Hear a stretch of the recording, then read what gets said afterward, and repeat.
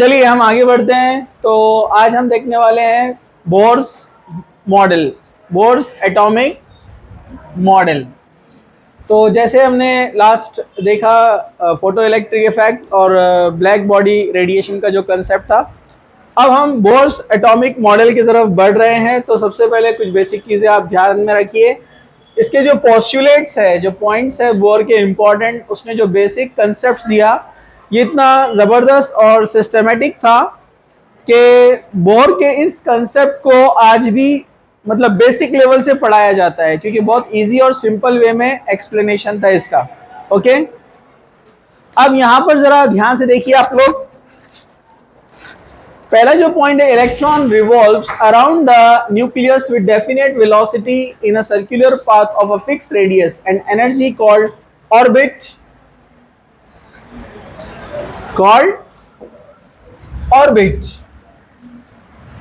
या फिर हम इसको कहेंगे ऑर्बिट के अलावा प्रिंसिपल एनर्जी लेवल, जिसको हम स्मॉल एन से बताते हैं, या मेन एनर्जी लेवल। सारे पॉइंट्स ध्यान में रखना है।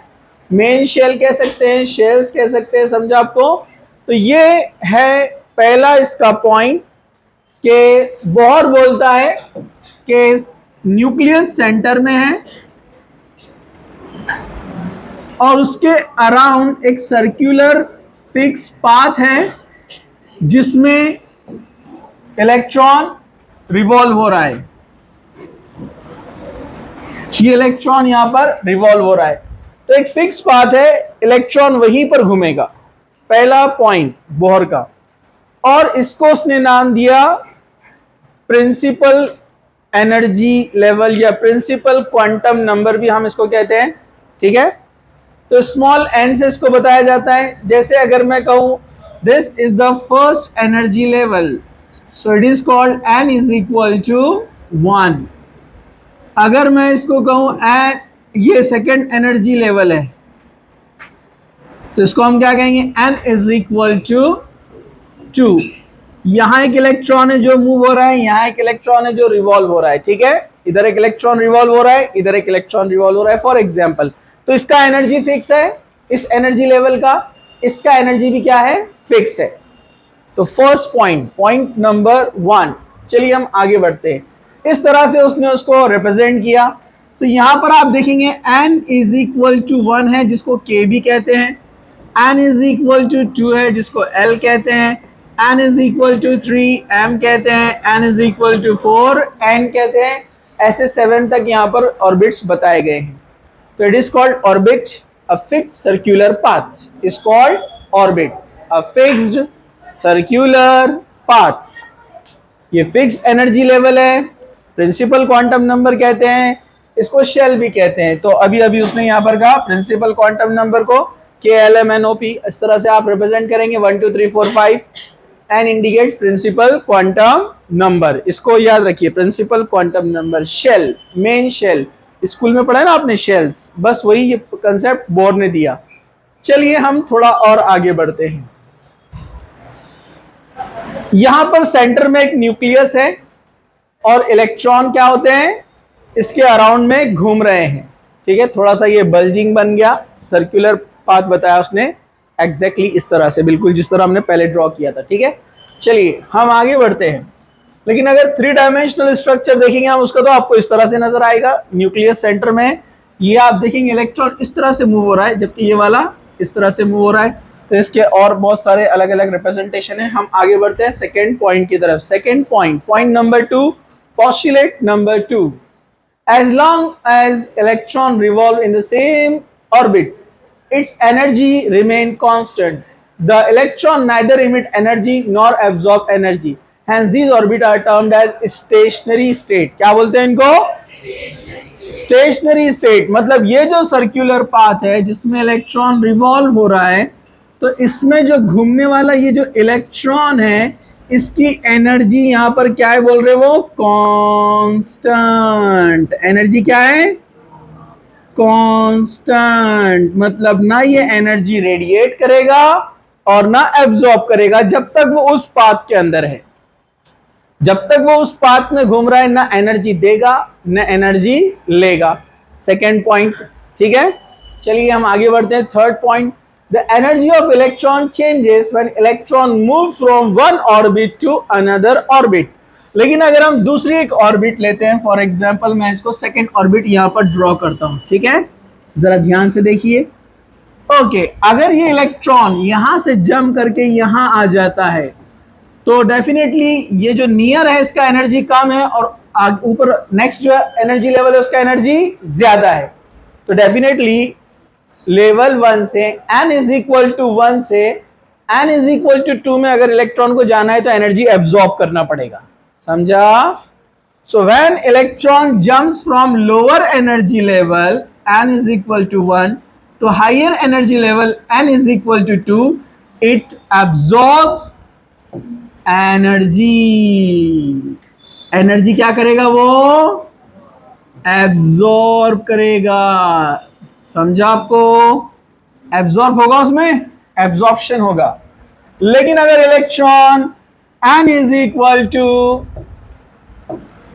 2 से n इज इक्वल टू 1 में नीचे आ रहा है तो वो एनर्जी क्या करेगा? रेडिएट करेगा। क्या करेगा? एनर्जी रेडिएट करेगा। समझा? अरे समझा क्या? मतलब अगर वो उसको लोअर से हायर में जाना चाहे तो एनर्जी ज्यादा लगेगी ना? अरे बराबर है कि नहीं है?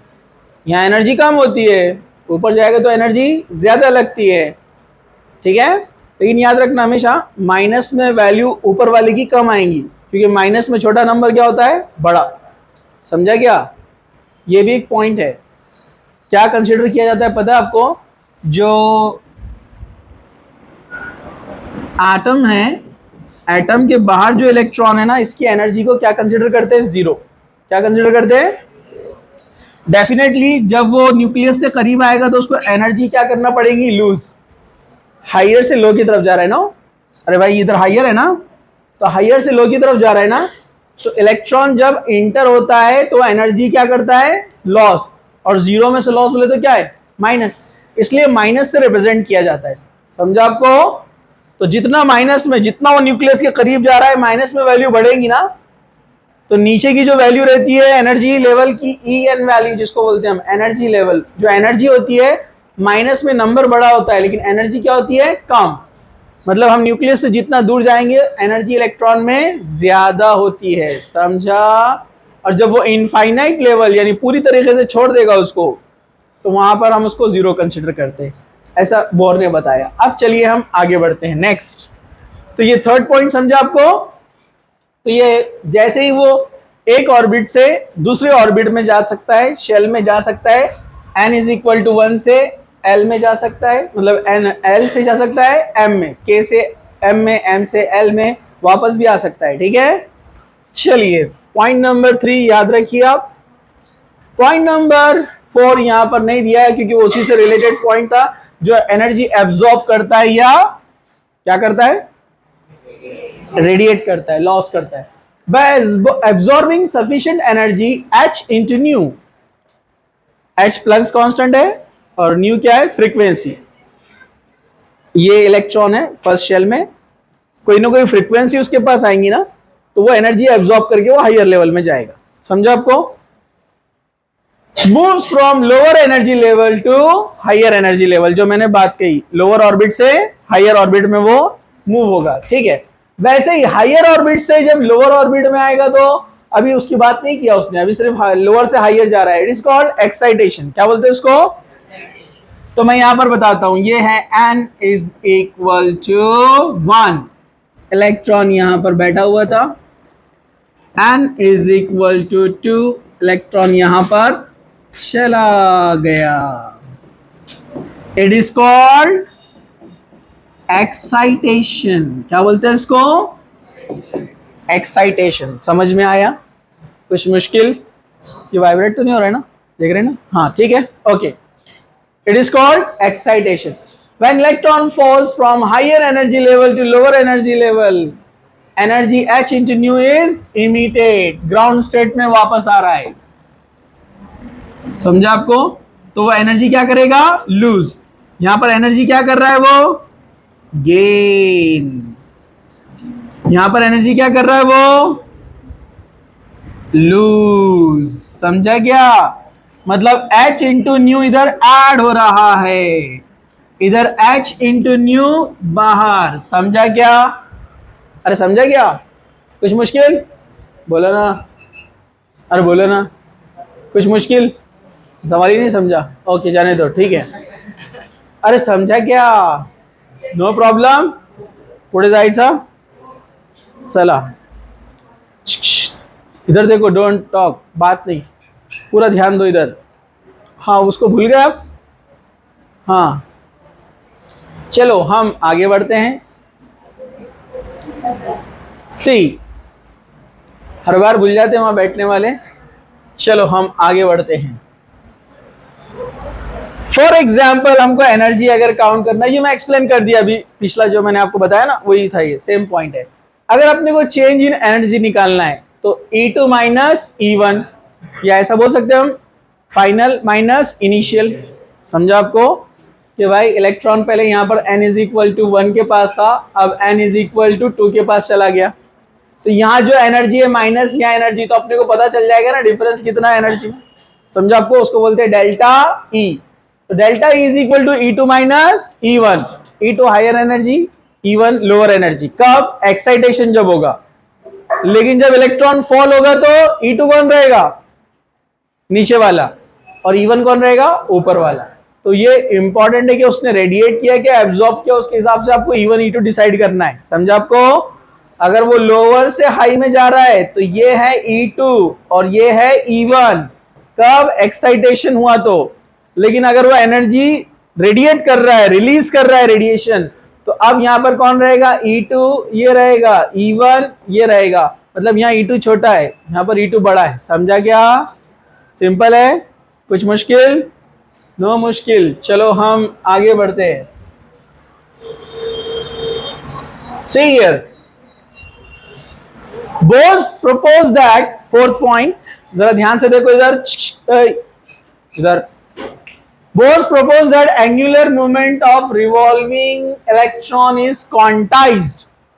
क्वांटाइज मतलब उसका एक एनर्जी फिक्स है। वो कैसे? फॉर्मूले से भी देखते हैं हम, एक्सप्लेनेशन भी देखते हैं, जरा ध्यान से देखो। एमवीआर को तो बचपन से जानते हैं आप। अरे एमवीआर को पहचानते कि नहीं? Angular momentum. ओके, एक बॉडी पॉइंट ए से पॉइंट बी भागती है तो इसकी वेलोसिटी निकालते ना अपन उसको। अरे निकालते कि नहीं इसकी स्पीड, वेलोसिटी, उसको क्या बोलते हैं हम? Linear velocity. क्या बोलते हैं हम उसको? उसका मास कितना था और कितनी स्पीड से वो भागा, तो वो लीनियर वेलोसिटी निकालता है। बराबर है कि नहीं है? लेकिन अगर कोई सर्कुलर रहा, तो जैसे आपने धागे को पत्थर बांध लिया, लंडोर गोल गोल घुमा रहे आप, तो इसकी स्पीड लीनियर नहीं है ना, घूम रहा है ना, तो उसको क्या निकालते हैं? एंगुलर वेलोसिटी, घूमने वाला। तो एंगुलर वेलोसिटी में क्या क्या चीजें है? जहां आपने पकड़ा है मेन पॉइंट वहां से, और जो पत्थर जो धागे से बंधा है वो उसका रेडियस बन गया ना। अरे घूम रहा है तो रेडियस है ना, रेडियस इंपॉर्टेंट है। पत्थर जो बांधा है उसका मास, हल्का है, ज्यादा वजनदार है, उस पर डिपेंड है। और तीसरी चीज क्या है? वेलोसिटी, कितनी स्पीड से वो घूम रहा है। ये पूरा तीनों मिलकर बनाता है एंगुलर मोमेंटम, जिसको हम कहते हैं एंगुलर। तो जो भी चीज सर्कुलर मूव होती है उसका एंगुलर मोमेंटम निकाला जाता है, और उसमें तीनों चीजें इंपॉर्टेंट है। इसमें से कोई भी आप बढ़ाएंगे एंगुलर मोमेंटम बढ़ने वाला है। समझा? रेडियस बढ़ाएंगे, हायर एनर्जी से लोअर एनर्जी से हायर में जाएंगे तो ऑर्बिट बड़ा हो गया ना। अरे बोलो ना, रेडियस बढ़ गया ना। नहीं समझते आप लोग जल्दी, बादाम खाओ आप। बच्चे बोलते सर ला के दो, मैं बोलता पैसे दो। अरे सिंपल सी बात है ना। हाँ, रेडियस, यहां से यहां रेडियस कम है, यहां से यहां रेडियस ज्यादा है, तो इसका मोमेंटम ज्यादा। वेलोसिटी पे भी डिपेंड है, और क्या पे डिपेंड है? मास। तो इसको कहते हैं एंगुलर मोमेंटम। समझा? Mass into velocity into radius. चलिए, तो ये एक्सप्लेन किया है यहीं पर, इसको हमको और देखने की जरूरत नहीं है, हम आगे बढ़ते हैं। चलिए, H को तो बचपन से जानते हैं हम, प्लैंक्स कांस्टेंट क्या वैल्यू याद है आपको? 6.62 इंटू 10⁻⁻34 जूल पर सेकेंड। सबको याद हो गया है? हाँ, 2 pi radian covered by the electron around the circumference of the orbit. Circumference पता है ना आपको, जो निकाला जाता है ऑर्बिट का? हाँ, उसको कैसे बताते हैं? 2 पाई रेडियन। अरे पता है कि नहीं बेसिक मैथमेटिक्स सबको? हाँ, तो mvr is equal to nh by 2 pi. यहां पर इक्वेशन क्या बन रही है? mvr is equal to nh by 2 pi. वो जो पहला पॉइंट था ना कि क्वांटाइज्ड रहती एनर्जी, क्या रहती है? क्वांटाइज्ड एंगुलर मोमेंटम का, वही एक्सप्लेन कर रहे हैं हम यहाँ पे। ये mvr है, angular momentum. What is n? Principal quantum number. अभी आते ही सीखा ना हमने, n क्या है? Principal quantum number. First shell है तो n is equal to 1, second shell है तो n is equal to 2, third है तो n इज इक्वल टू 3। मतलब ये चेंज होते जाएगा हर ऑर्बिट के लिए। ओके, h प्लैंक्स कांस्टेंट है। अरे बोलो ना, नीचे 2 और पाई की वैल्यू भी क्या है यहाँ पर? 3.14। बचपन से जानते ना पाई का वैल्यू कितना है? एक जरा ध्यान से इधर देखो, पाई का वैल्यू क्या है? 3.14। ठीक है, तो ये value constant constant constant, change होने वाला है सिर्फ n। n 1 2 3 4 ऑर्बिट के हिसाब से रहेगा principal quantum number. First shell में तो n is equal to 1, second में तो 2, तो इसका इंटीग्रल मल्टीपल हो गया ना। तो angular momentum is the integral multiple of the principal quantum. अरे बराबर है कि नहीं? इसका इंटीग्रल मल्टीपल हुआ ना। इंटीजर मतलब ये चेंज हो रहा है ना, 1 2 3 4 5, बाकी सब क्या है? सेम। अब बोलो, ये सेम, ये constant constant constant, n is equal to 1 रखेंगे, हम इसको सॉल्व करेंगे तो एंगुलर मोमेंटम निकलेगा फर्स्ट का, बराबर है। लेकिन जब सेकेंड शेल में जाएंगे तो हम n इज इक्वल टू क्या रहेगा? 2, तो डबल हो जाएगा ना। अरे बोलो ना, मतलब सेकेंड शेल का एंगुलर मोमेंटम डबल है ना फर्स्ट से, क्योंकि 2 से मल्टीप्लाई हो रहा है ना। थर्ड शेल के लिए 3 रखेंगे तो 3 टाइम्स हो जाएगा फर्स्ट के कंपैरिजन में। अरे बोलो ना, सिंपल। इस तरह आप निकाल सकते हैं इसका एंगुलर मोमेंटम। जैसे देखिए, आप 2h लिया, या 1h लिया, या 3h लिया, हर ऑर्बिट के लिए चेंज होते जाएगा। इधर देखो, चलो हम आगे बढ़ते हैं। मेरिट्स ऑफ बोर्ड्स मॉडल, उसके मेरिट्स क्या क्या है, उसके क्या क्या बेनिफिट्स हुए, क्या क्या हमको इससे मतलब पढ़ने में, स्टडी करने में और आगे फर्दर जाने में क्या हेल्प मिलती है, वो पॉइंट्स यहाँ पर हम देखने वाले हैं। चलिए, पॉइंट नंबर 1, ये सारे पॉइंट्स आपको ध्यान से देखना है, पढ़ना है, लर्न करना है और उसको लॉन्ग टाइम के लिए प्रिजर्व करना है, क्योंकि सेंटेंस के ऊपर भी एमसीक्यूज बनते हैं। ठीक है, समझ लिया? एक बार रिवीजन, रीडिंग, लिखकर प्रैक्टिस और उसके बाद उसके एमसीक्यू सॉल्व करना। ठीक है, तो आपका परफेक्ट हो जाता है। First, it could explain the spectra of hydrogen and hydrogen like ions, that is one electron species such as helium plus, lithium 2 plus। actually specially boards का जो मॉडल है वो किसके लिए था? हाइड्रोजन एटम के लिए। किसके लिए था? ओके, हाइड्रोजन का एटॉमिक नंबर कितना है?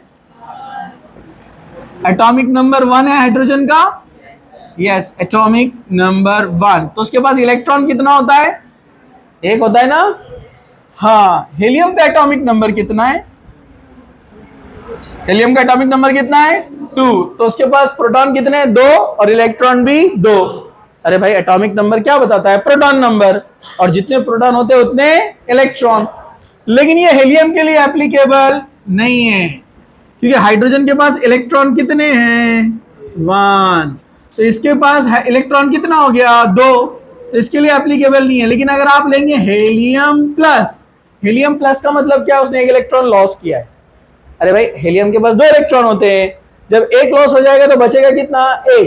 लेकिन एक इलेक्ट्रॉन लॉस करने पर चार्ज क्या आता है? +1। मतलब हीलियम प्लस के लिए एप्लीकेबल है। अरे बोलो ना। वैसे लिथियम का एटॉमिक नंबर कितना है? 3। तो उसके बाद प्रोटॉन कितने हैं? 3 और इलेक्ट्रॉन भी कितने हैं? 3। लेकिन जब लिथियम 2 इसके लिए एप्लीकेबल नहीं है, लेकिन लिथियम 2 इलेक्ट्रॉन जब लॉस करेगा तो उस पर चार्ज क्या आएगा? 2+। तो अब वो हाइड्रोजन की तरह हो गया। तो इसको बोलते हैं hydrogen and hydrogen like atoms और आयन। समझा आपको? तो बोर्स का मॉडल किसके लिए एप्लीकेबल है? Hydrogen and hydrogen like. उतने इलेक्ट्रॉन कम करके उसको हाइड्रोजन के बराबर लाना पड़ेगा आपको। समझा? चलो अब हम आगे बढ़ते हैं। It could explain stability of the atom by proposing the stationary orbit for the revolving electron। इसकी स्टेबिलिटी को एक्सप्लेन किया उसने ऑर्बिट का कंसेप्ट बता करके। एनर्जी लेवल फिक्स है, इलेक्ट्रॉन वहां घूमने वाला है, वो स्टेशनरी है। स्टेशनरी मतलब ऐसा कुछ नहीं होगा कि इलेक्ट्रॉन फर्स्ट शेल और सेकंड शेल के बीच में कहीं रहेगा। समझा आपको? ये इसका कंसेप्ट था। अभी और डिटेल में अपन जाएंगे आगे, ठीक है?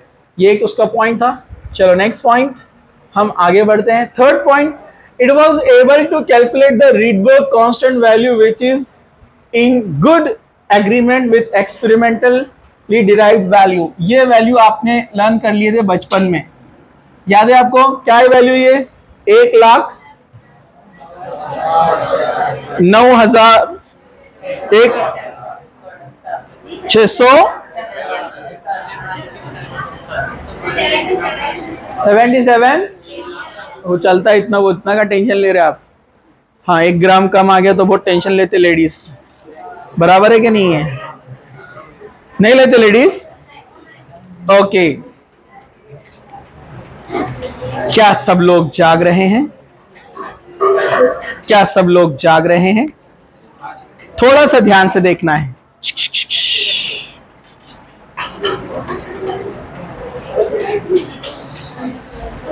Next point, Bohr's energy equation could be explain. यहां कुछ बीच में आ गया है क्या?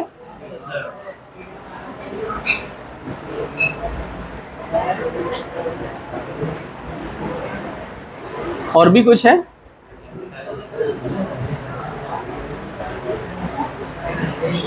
Okay. Bohr's energy equation could be applicable for hydrogen atom as well as hydrogen like atom। ये पॉइंट हम देख चुके हैं। Helium plus lithium 2 plus beryllium 2 plus. चलो आगे बढ़ते हैं। सब लोग तैयार है? En मतलब energy. What is En? Energy. यहां से कुछ चीजें क्या हो गई है? विलुप्त हो गई है। विलुप्त मालूम है आपको? गायब हो गई है। मैं उसको आपको बता देता हूं फॉर्मूला। En वैल्यू निकालना है आपको, तो उसके लिए -2.18 इंटू 10⁻18 इस तरह से कैलकुलेट कर सकते हैं। जनाब बोर्स आपने बताया En is equal to -2.18 into 10⁻18 into 10⁻18 Z square upon N square. Z square upon N square in joule. क्या में कहा कि आप एनर्जी कैलकुलेट कर सकते हैं किसी की भी बाय यूजिंग दिस फॉर्मूला, जिसमें Z क्या रहेगा? Atomic number. Z क्या रहेगा? आपको याद रहेगा कि लिखने की जरूरत है? Z is equal to atomic number. What is N? Principal quantum number, यानी जो ऑर्बिट नंबर है। अब ये फॉर्मूले में रखेंगे, ये कांस्टेंट वैल्यू -2.18 आपको यहां पर आ जाएगा। तो ये जूल में दिया था रीडबर्ग ने। ये जो वैल्यू है जूल में थी, रीडबर्ग ने जूल में दिया था वैल्यू। समझा आपको? अरे बोलो ना। तो हम इसको बाद में लेने वाले हैं, अभी आगे चलने। और ये जूल में आया था यहाँ, अभी जो वैल्यू है जूल में यहाँ पर। ठीक है, चलिए अब हम आगे बढ़ते हैं। नेक्स्ट पॉइंट इन्होंने और आगे कुछ लिया है या इसी को यहीं पर स्टॉप किया है, हम देखते हैं। चलिए, हाँ इसको कैलकुलेट किया उन्होंने, लेकिन कुछ चीज़ें यहाँ से उड़ गई है, तो हम उसको लेकर आ जाएंगे। उसके लिए अपने को लेना पड़ेगा एक पेज। चलिए, तो जनाब बोर साहब ने क्या किया? एक रिलेशन निकाला उन्होंने। क्या रिलेशन निकाला?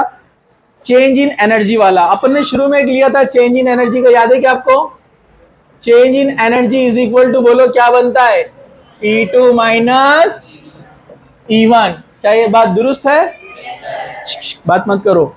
E2 minus E1। क्या E2 माइनस E1 को अपन EF माइनस EI लिख सकते हैं? इसमें किसी को कोई शक? ओके।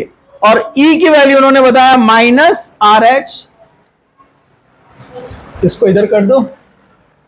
ई का वैल्यू उन्होंने क्या बताया, minus R H Rydberg's constant into 1/n²। गालिबन इतना ही था, यस इतना ही था, ये वैल्यू थी इसकी।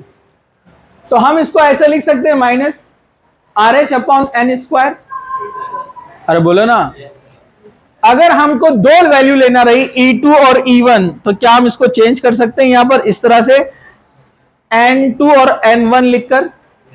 बुक में वैसे NF और NI लिया हुआ है। तो delta E is equal to, इनका वैल्यू हम यहां पर रख देंगे। E2 का वैल्यू क्या है, माइनस आर एच अपॉन, ये 2 वाला है ना, 2 स्क्वायर, बोलो बोलो, minus R H upon N1 square. आप 2 की जगह F भी लिख सकते हैं और 1 की जगह पर I, यानी फाइनल माइनस इनिशियल। ओके, फिर उसके बाद उन्होंने डेल्टा E को और कैसे चेंज किया, उन्होंने RH को कॉमन ले लिया। अगर हम RH को कॉमन ले ले, समझा आपको, ये माइनस माइनस क्या हो जाएगा, प्लस, और ये कौन है, तो प्लस को इधर लेकर माइनस इधर ले सकते हैं हम, अगर डिफरेंस ही निकालना है अपने को तो। मतलब इसको हम ऐसे लिख सकते हैं, delta E is equal to R H upon N1 square minus R H upon N2 square ले सकते हैं। तो ये हुई डेल्टा E की वैल्यू। अपन इसमें आर एच को कॉमन ले सकते हैं, R H is equal into 1/N1 square minus, एक साथ भी लिख सकते हैं ना इसको अपन, अरे भाई लिख सकते कि नहीं, 1/N1 square minus 1/N2 square. Confuse नहीं होना, कभी कभार बच्चे ये इक्वेशन को ले जाते कहां पर, वहां पर कल जहां गए थे अपन, series, Lyman series, Balmer series, गड़बड़ नहीं करने का, ठीक है। चलिए यहां तक आ गया, मैं इंशाल्लाह ये आपको सेंड कर दूंगा, आप डरो मत, ठीक है। उसके बाद उसने क्या किया, RH का वैल्यू लिया, जो मैंने अभी आपको लिखा कर दिया था। कितना है RH का वैल्यू, जूल में अभी लिखा है ना, माइनस 2.18 10⁻18 जूल, ये लिखा ना हमने। तो अभी जो फॉर्मूला तैयार किया उसको ऐसे लिख सकते हैं हम, delta E is equal to minus 2.18 into 10⁻18 1/N1 square minus 1/N2 square. चलेगा, अरे चलेगा क्या। फिर उन्होंने क्या किया, उसको वैल्यू को पुट किया RH की, nu is equal to delta E upon H। एक पुराना फॉर्मूला अपना, न्यू कौन है, frequency, delta E upon H। ये इक्वेशन याद रखो, वैसे मैं लिखा कर दूंगा आपको न्यूमेरिकल जब सॉल्व करेंगे हम, तो बोले ना। तो H जैसे का वैसे रहेगा, बोले ना, सिर्फ डेल्टा E की वैल्यू ये सारी रख देना है। तो क्या आप इसको ऐसा लिख सकते हैं, nu is equal to delta E की जगह अपन क्या लेंगे यहां पर, माइनस 2.18 इंटू 10⁻18 अपॉन, अरे H की वैल्यू क्या है, 6.62 इंटू 10⁻−34 जूल पर सेकेंड, और ये कौन है, जूल। बाकी का same, 1/N1 square minus 1/N2 square. अरे समझा क्या। फिर उसको सॉल्व करते हुए वो आगे बढ़ गए। एक मिनट, एक मिस्टेक जो अपने से हुई यहां पर मैं आपको बता देता हूं। अपना जो वैल्यू है माइनस का, वो क्या में बन जाएगा यहां पर, क्योंकि अपन ने ऊपर इक्वेशन चेंज किया था ना माइनस वाली, तो ये माइनस यहां नहीं आएगा, ये तो यहां पर था माइनस में, अपन ने जो इक्वेशन सॉल्व किया था उसमें से हट जाएगा वो, अपन ने हटाया ना उसको वहां पर। अरे याद है कि नहीं है, ये मिस्टेक हुई मेरे से, ठीक है। ओके चलो हम आगे बढ़ते हैं। क्या सब लोग तैयार है? हाँ, स्टैंड, खड़े हो जाओ बाजू वाले, इधर देखो अब ध्यान से। हाँ, आपसे क्वेश्चन करूंगा मैं भी, रेडी रहो, ठीक है? हाँ, एक और इसमें हम इक्वेशन पुट करते हैं। अगर हम इसको सॉल्व करेंगे तो आंसर, अब कैलकुलेट करने का टाइम नहीं, हम डायरेक्ट ले लेते हैं। 3.29 इंटू 10 टू पावर 15, इसका जो आंसर आएगा कितना है? 3 पॉइंट, क्या बोला मैंने? 3.29 into 10 to power 15 joule. 1/n1 square minus 1/n2 square. ये न्यू मतलब कौन है? फ्रीक्वेंसी। फिर उसने आगे जाकर उसको और जोड़ा, और क्या जोड़ा उसने? न्यू बार। अपन न्यू बार निकाल सकते हैं ऐसे, न्यू अपॉन सी। ये 100 साल पहले देखा था अपन ने, nu bar is equal to nu upon c. तो चलो अब न्यू बार की, न्यू की वैल्यू इतनी सारी है, उसको लाकर यहां रख दो। चलो आगे बढ़ते हैं। Nu bar is equal to, क्या है न्यू का value? 3.29 into 10 to power 15 upon कौन है? सी। सी कितना होता है? 3 इंटू 10 टू पावर 8 मीटर पर सेकेंड होता है ना, मीटर पर सेकेंड। और ये कितना आया था अपना? जूल में ना? ओके ओके, ये 1/n1 square minus 1/n2 square seconds में जो रहता है, या जूल में जो मीटर सेकेंड इनवर्स रहता है, हम इसको अगर कन्वर्ट कर देंगे तो हर्ट्ज में आ जाता है। क्या में आता है ये? हर्ट्ज में। चलिए हम आगे बढ़ते हैं, हमको एक पेज और लगेगा।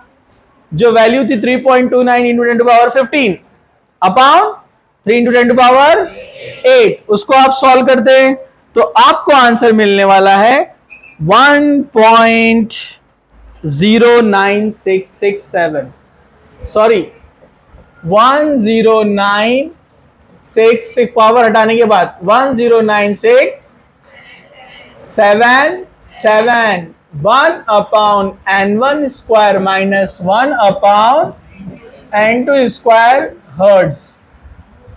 कन्वर्ट करने के बाद आप पूरा पावर सॉल्व करने के बाद अपनी कोई वैल्यू आएंगी, जिसको हम क्या बोल रहे थे? रीडबर्ग्स कांस्टेंट, याद है क्या? तो ये वैल्यू इस तरह से बोर्स ने उसको डिराइव करके निकाला। समझा? कुछ मुश्किल? नो मुश्किल। थोड़ा 5 मिनट आप सब्र कीजिए, बस हम आगे बढ़ रहे हैं। ये वही ब्लैंक पेजेस है जो हम सॉल्व कर रहे थे, वही उसने लेकर आया है यहाँ पर उसको। हाँ, एक और एक पॉइंट यहाँ पर देख लीजिए आप, ये मैंने बताया ना आपको वैल्यू, ये तो हो गया था अपना। क्या सब लोग ध्यान से देख रहे हैं? ये एनर्जी डिफरेंस कैसे निकालना है, इसको न्यूमेरिकल में देखेंगे अपन। अभी उसको बाय बाय कर दो, ठीक है? ये वैल्यू भी मैं आपको न्यूमेरिकल के टाइम समझाता हूं, ठीक है? Demerits of bore. बोर के डीमेरिट्स क्या थे? खामियां, मोहतरमा इधर देखो, हाँ, खामियां इसके जो है अपने, इसको तो मैंने बताया ना आपको, चिश्तिया से लेकर बुड्ढी लाइन तक अपन फेमस है ना इसमें। हाँ, Bohr's model could not explain the ability of atoms to form molecule by chemical bonding. Chemical bonding में energy changes कैसे होता है, bond कैसे form होता है, उसने explain नहीं किया। It could not explain the quantized of the angular movement of electron. ठीक है, quantized है, लेकिन उसने उसको explain नहीं किया कि middle वाली वैल्यू का क्या होगा। बराबर है कि नहीं है? फिक्स पाथ बता दिया ना उसने बस, ठीक है? और वो बोलता है फिक्स पाथ है, आगे चलकर अपन पढ़ने वाले, पाथ फिक्स नहीं है। कंसेप्ट ऑर्बिट नहीं होता है, कंसेप्ट होता है ऑर्बिटल। ऑर्बिट में और ऑर्बिटल में बहुत फर्क है। वो क्या फर्क है, नेक्स्ट लेक्चर में देखने वाले अपन, ठीक है? Orbit is different, orbital is different. Next, it is against to Heisenberg uncertainty principle. Heisenberg uncertainty principle हम आगे चलकर पढ़ेंगे, जो बोलता है कि at the same time it is not possible to calculate simultaneously the velocity and the momentum of electron. कि हम एक ही टाइम में किसी इलेक्ट्रॉन या पार्टिकल का मोमेंटम और वेलोसिटी एक साथ फाइंड नहीं कर सकते, इम्पॉसिबल है। क्योंकि आप जो वेलोसिटी फाइंड करेंगे तो इतना तेज घूम रहा है, उसका मोमेंटम आप कैसे निकालेंगे? समझा आपको? तो ये आगे आएगा Heisenberg principle. Next, it is a flat model of an atom. ये सिर्फ 2 डायमेंशनल पैटर्न में एक्सप्लेनेशन कर रहा है कि इलेक्ट्रॉन ऐसे घूम रहा है, बिल्कुल आपकी चूड़ी जिस तरह से होती है ना, बैंगल, अरे पता है कि नहीं आप लोग ही नहीं, ये आपकी, अरे समझा गया। हाँ, जबकि कंसेप्ट ये कि इलेक्ट्रॉन 3 डायमेंशनली घूमता है सब जगह पर, वो ऑर्बिटल के कंसेप्ट में आएगा, वो इंशाल्लाह हम देखेंगे नेक्स्ट लेक्चर में। ओके, यहाँ पर इसको हम स्टॉप करते हैं।